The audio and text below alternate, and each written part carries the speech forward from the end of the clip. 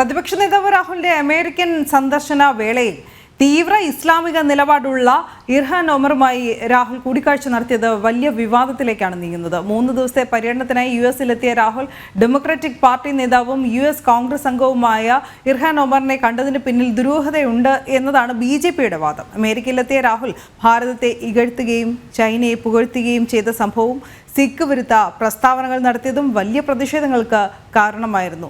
നന്ദഗോപൻ വിവരങ്ങളുമായി ചേരുന്നു.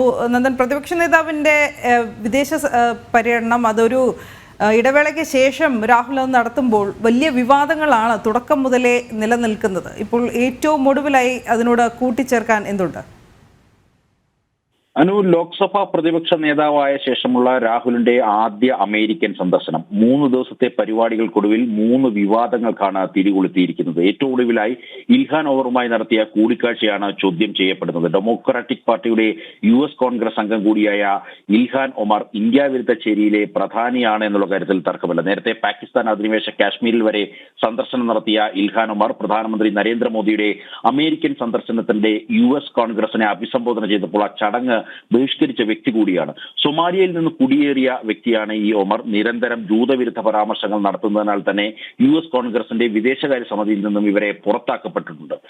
ഭാരതത്തിന്റെ ഭരണം അട്ടിമറിക്കാൻ ശ്രമിക്കുന്ന വിദേശ ശക്തികളുടെ പ്രമുഖയാണ് ഈ ഇർഹാൻ ഒമർ എന്ന കാര്യത്തിൽ തർക്കമില്ല. അങ്ങനെ ഒരു വ്യക്തിയെ പ്രതിപക്ഷ നേതാവ് കണ്ടതിലെ ദുരൂഹതയാണ് BJP ചൂണ്ടിക്കാണിക്കുന്നത്. അതേസമയം അമേരിക്കയിൽ നടത്തിയ പരിപാടികളിൽ സിഖ് സമൂഹത്തെ അധിക്ഷേപിച്ച സംഭവത്തിൽ പ്രത്യക്ഷ സമരങ്ങൾ തുടരുകയാണ്. ഇന്നലെ രാഹുലിന്റെയും സോണിയയുടെയും ഔദ്യോഗിക വസതിയിലേക്ക് സിഖ് സമൂഹം വലിയ പ്രതിഷേധ മാർച്ചിന് നേതൃത്വം നൽകുന്ന കാഴ്ച കണ്ടിരുന്നു.